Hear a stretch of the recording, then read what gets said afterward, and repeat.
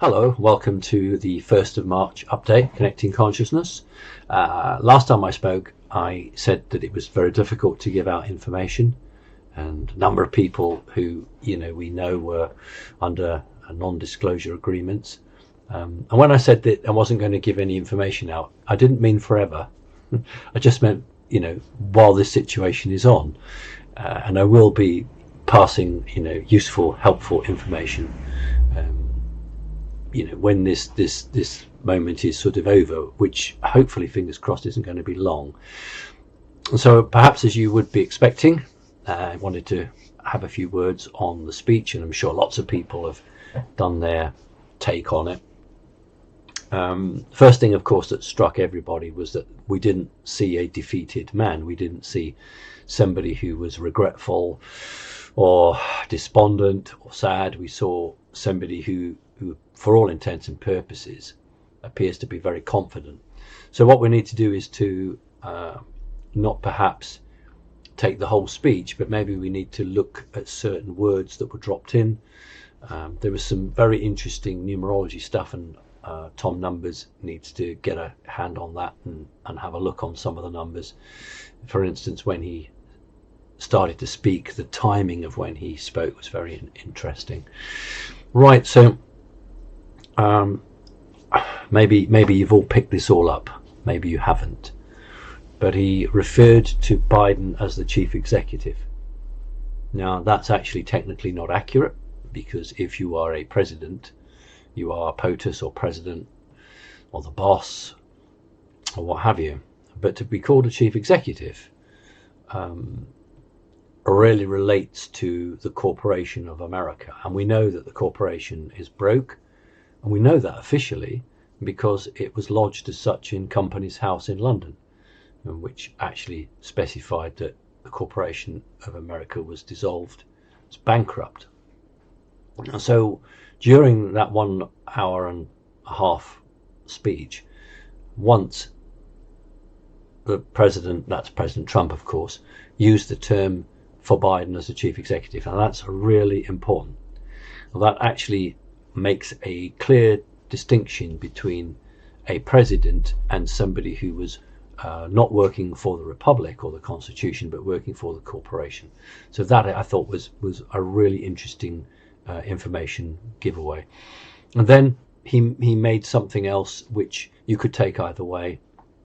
He talked about that Biden is no longer allowed in the White House. So we're trying to work out what he means by that. My understanding was that Biden's probably been in the White House once, possibly once, possibly not at all. We know that the doors were locked to the Oval Office against him as a symbolism. You can't come in, you're blocked out. But the key words that President Trump used were that Biden is no longer allowed in the White House. Now, maybe he means from that speech onwards, there really is an embargo on him. So that was interesting. And then, of course, most debate has been around this so-called third term, whether he means that the second term he didn't get. He won the election, but he didn't get it. So he's going to come back and win a third term, or whether he actually means that he's going to come back and do the second term and then do a historic third term. You'd have to change the Constitution, or you would have to null and void the second election. So at the moment there's a lot of people digging around trying to get hold of those that know, to get clarification. Was President Trump referring to this second election, and was he saying that he didn't say this, but this is my understanding perhaps, is he saying that the military are more than happy to remove the bad guys, but not happy to put in a president? In other words, the military are quite confident in their standing within the Constitution, that they can act to defend the Constitution and therefore remove the corruption, deal with the courts, put a level playing field on. But it is then for the people of America to decide who they want as president. Now, if that's the case, that means another election. Now, the only indicators that there was some truth in this was that, and it received the loudest cheers of the night, was that Trump said that the election must just be over one day. That's quite normal. I mean, here in Great Britain, United Kingdom, our election is on a Thursday, and we know who the Prime Minister is normally the next day, the Friday. So it can be done. Absolutely, it can be done. And maybe what happens is that for absentee ballots or, something like that, you've got to provide, some sort of real solid proof that you are who you are. And if you vote on the day, you take your driving license with you, or something that has a photo identity card. And so that's clearly what he and his team are looking at. And that received a huge cheer. And if we say that the guests at that get together are those that are in the close circle and know people who know people who know people, then the loudest cheers probably are along the topics that are being discussed and the president is giving the green light to.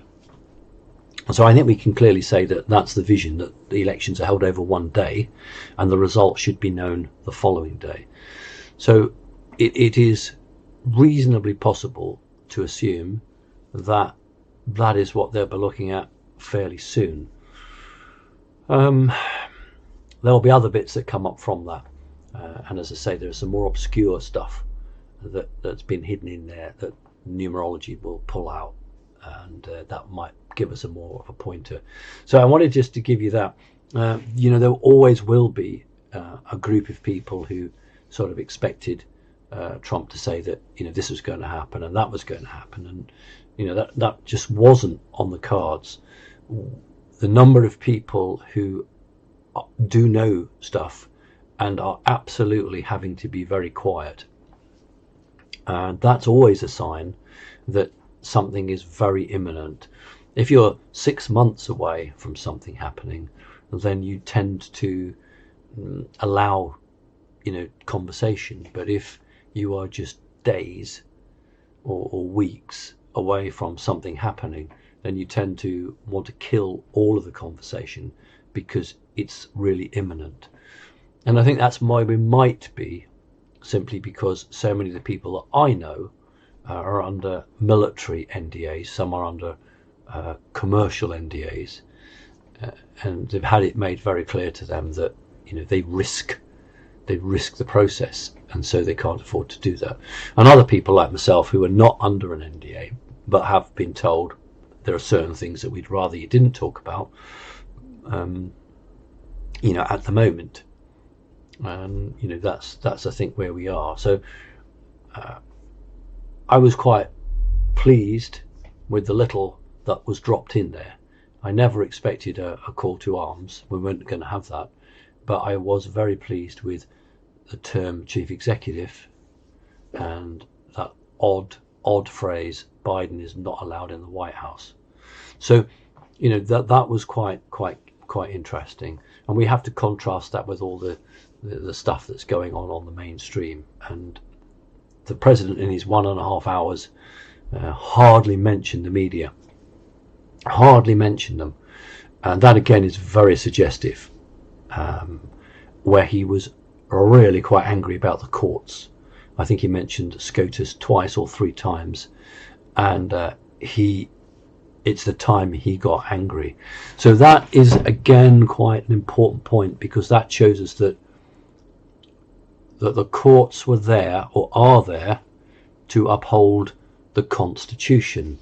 We don't have one in the United Kingdom really, so it's hard for us to grasp the importance. But in America it's absolutely like apple pie that the court or the courts uphold the Constitution. And the fact they didn't, and the president said they didn't have the guts to do so, and I think he's probably right, really shows that it is the court system that is under the magnifying glass at the moment, at his level, top people level, which we could assume may mean a re-education of judges and lawyers into constitutional law. And so that, I think, is very interesting. And if that happens in America, it'll happen here. We'd have to retrain and reorganize away from, maritime law to common law. So that again would be a very interesting feed across to United Kingdom and other countries. So all in all, I got out of that speech more than I thought. I've seen a lot of comments from people who threw their hands up in the air and say, "Oh, I give up and it's all over." But that was because they were expecting President to say, "We're going to put the tanks on the street and this is going to happen." And it can't happen in a country that's supposed to be a democracy. And just because the bad guys have done what they've done, it means the good guys have got to be a bit cleverer. And so those of us in the know did not expect the president to do that, but we did expect little giveaways. And as I've said to you already, there were some giveaways in there which were very good in terms of what I think they're thinking of and planning on. So that's one talk about that. The other one is the potential move to the new financial system. And I can remember 7-8 years ago, when it was called the reset, and there'll be people who remember it long before I do. And I remember that it was already talked about at top levels, even then, 7-8 years ago. And the stock phrase at the time was, "Don't worry about it, it's all coming down anyway," meaning the financial system is coming down. And we've progressively seen things occurring to move us to a position where we have some confidence that this isn't just a daydream, that it's a very real probability. And in the Daily Telegraph newspaper yesterday, in the front of the business page, seemingly unrelated, was a big section about Lloyd's Bank, Barclays to a lesser extent, looking at all of their bankers who have a salary of £1 million or more and deciding to really start sacking them. And what they're getting rid of is not the banks, not the place where you go in and put your 100 quid, where you go in and you take your 100 quid out or whatever it is, not those places, but the glass office blocks where these guys, there's some women, but they're mostly guys, sit on the end of the phone trading our money without our permission, and making usually enormous amounts of money on it. Now, maybe the banks know what's coming, because HSBC is something like 40% reduction now in their office space. Again, that's not the branches, not the bank branches. That's a separate closure program these banks are doing. This is relating to the people that play the big money games. There's a 40%, this is in the mainstream news, it's not in social media, 40% of HSBC reduction in office space. So much so that Boris Johnson, the British Prime Minister, is really worried about all these banks pulling out their expensive plush offices out of central London. Because goodness knows that the rents are high enough. Who can afford them? If banks can't do it anymore, who can? Maybe make a swimming pool or something. So, and then there was Lloyd's and others all looking to seriously cut back staff earning $1 million. Now, it's not that they're saving money. It's not that they're looking at these guys and saying, you earn $1 million or you earn $1.5 million, so we're going to get rid of you to save the money. What they're saying really is, your job up till now has been to play the markets, to over the weekend start playing with investors' money, people's bank accounts money, and that's what you've done, and that's how you made the profits for us.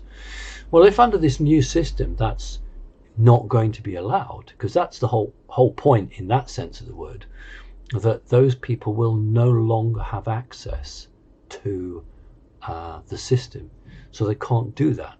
So basically, you put your money in on a Friday, that pound, which was being traded £30 upwards over the weekend, technically under the new system can't be traded. So you don't need these people who earn 1 million, 2 million, 5 million, whatever it is. You don't need them anymore because they can't play those games. They can't take risks with, our money. And that's a very big indicator that they know something's coming down the tracks, because again, it's not social media. This is mainstream media reporting it.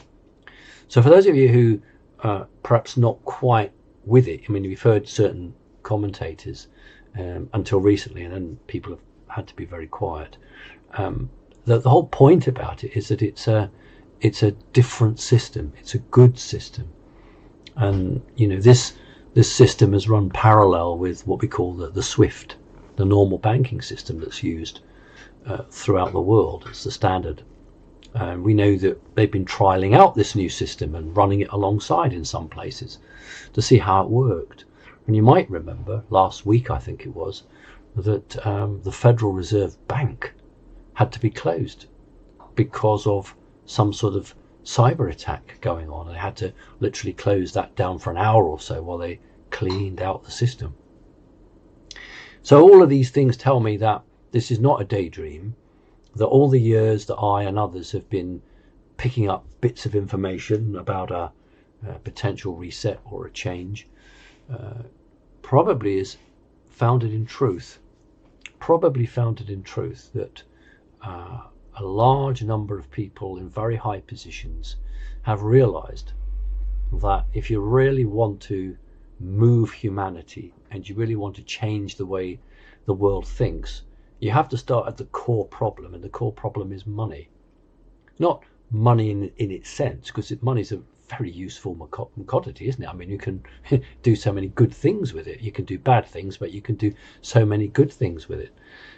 So it's not really that, it's how people use it and manipulate it, and how that money comes about. So for instance, if lots of people are killed in South Africa or other parts of Africa over diamonds, and then those diamonds make their way to the West and they're traded and sold, there's a lot of nastiness associated with that product.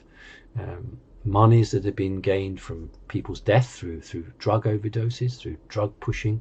Again, that's money that's not got that good energy to it.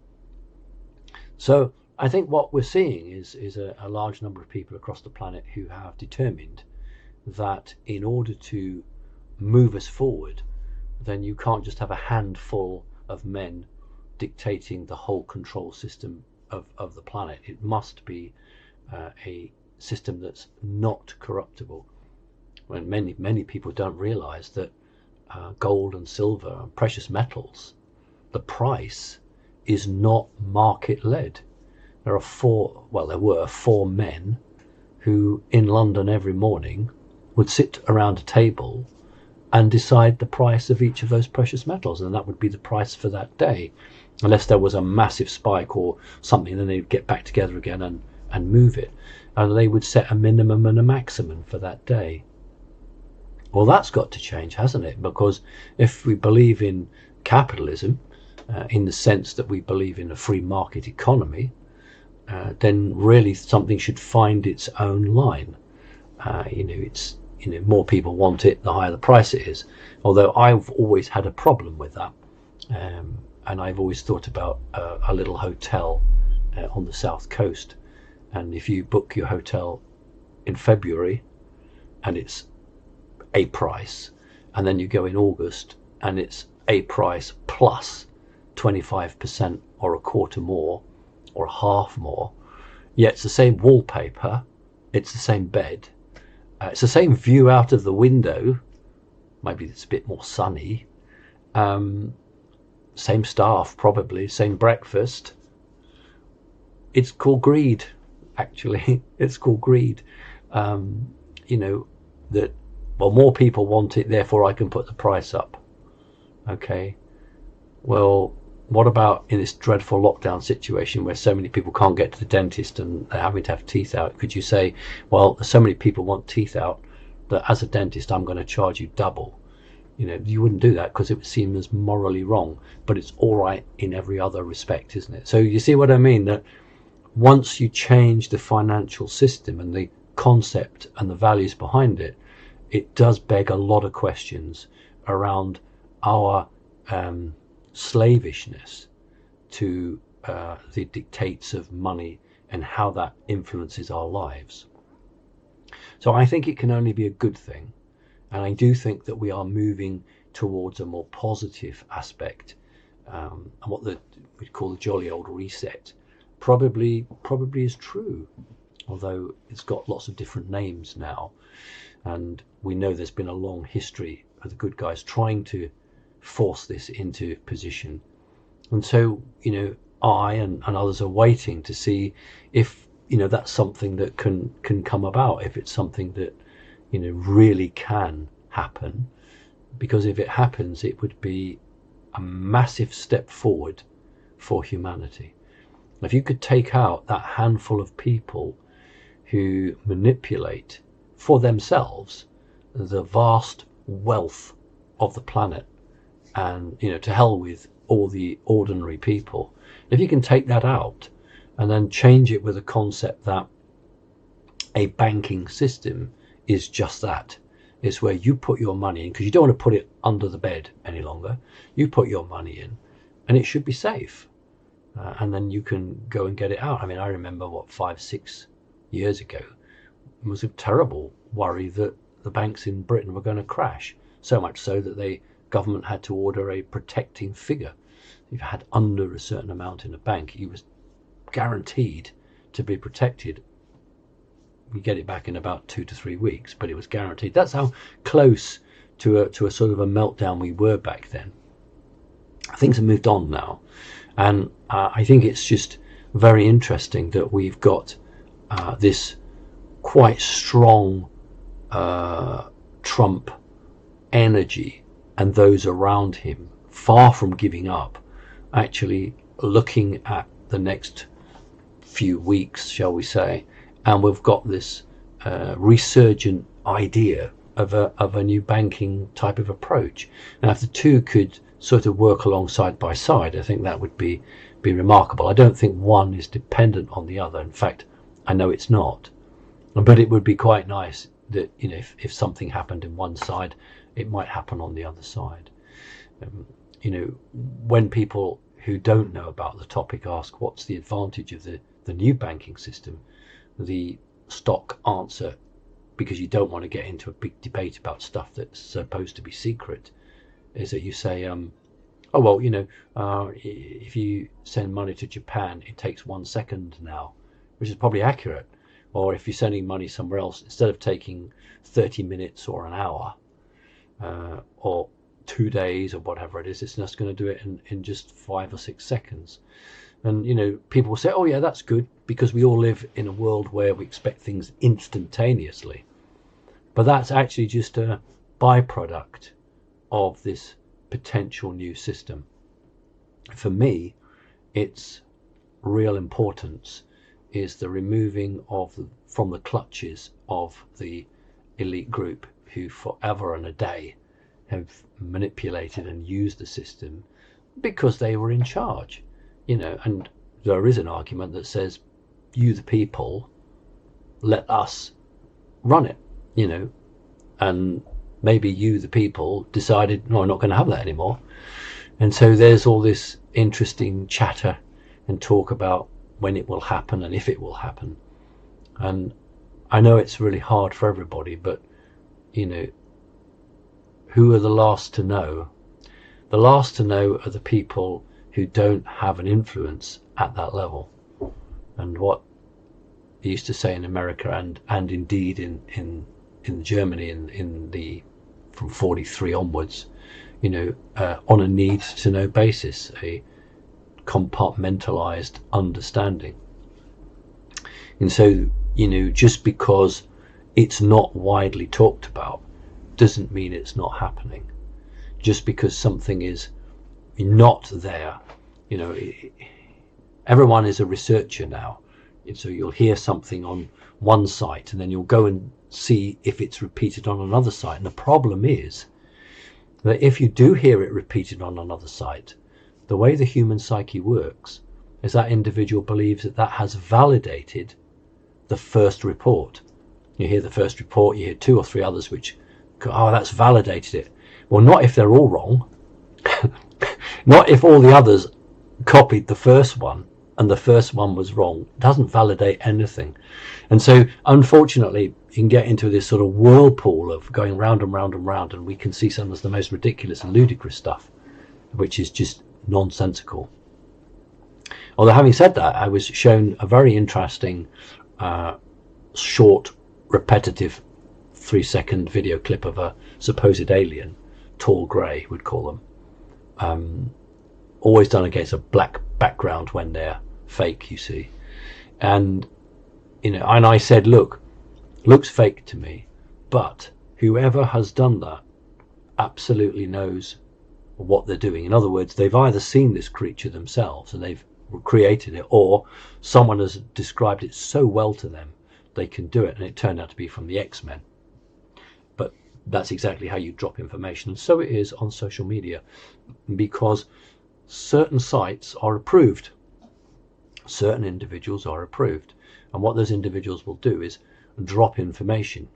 Now sometimes the information they drop from the good guys is deliberately misleading. Now I know you would say, well, why would a good guy send misleading information? If you have knowledge that the negative forces are following a particular individual or a particular channel, then you will add misleading information, even though it might upset 100,000 people who feel, oh, well, why have they done that?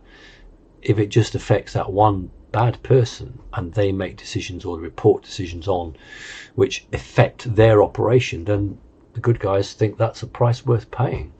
That's the way it is at the moment. There is a bit of a unseen covert war taking place at the cyber level, and it's a shame in the sense of, because nothing's public, nothing's obvious, it's very hard to sustain your enthusiasm or your belief when things are happening, and it even makes it into the mainstream. Then you feel, well, there are things happening and there is truth behind it. But when it's all hidden and there appears to be nothing going on, and people just sending memes to each other or cartoons or caricatures, and they're sustaining this blazing interest through nonsense like that, well, know that isn't much help, is it? Do you want to come up there? Just come up for a minute, because quietly, sit there quietly. I know, sit there quietly. So what we have to do is we just have to realize that it is nearly at the top of the mountain. The 3 months ago, the dates that I were given for something interesting to occur haven't quite arrived yet. So 3 months ago I was given quite a layout of dates, and I don't think it's a coincidence that the Trump speech was on the last day of February. Now I know that traditionally on the 4th of March the president makes a State of the Nation or a speech of some sort. It's traditional. I think what we were looking for is who actually makes a speech on the 4th, in the sense that will Biden make some sort of speech, and will Trump make a counter speech, or what is going to happen? I know a lot of people are talking about the next key thing is Biden doing some sort of talk. And so what I'm saying is that in summation then, is that I got quite a lot out of that Trump speech. I know that people who look at the numbers will get something more out of it, because everything is Q related with Trump. Absolutely it is. And if people don't believe that, well, it's because you don't have a concept of the numbers, and I only had a very general concept of the numbers. That's why I was very pleased to connect with Tom Numbers to be able to give me a deeper understanding, because Trump really does understand it. And so a lot of the stuff, the symbology that he does, or the words he uses, like 17 flags behind him, there's your symbology and things like this.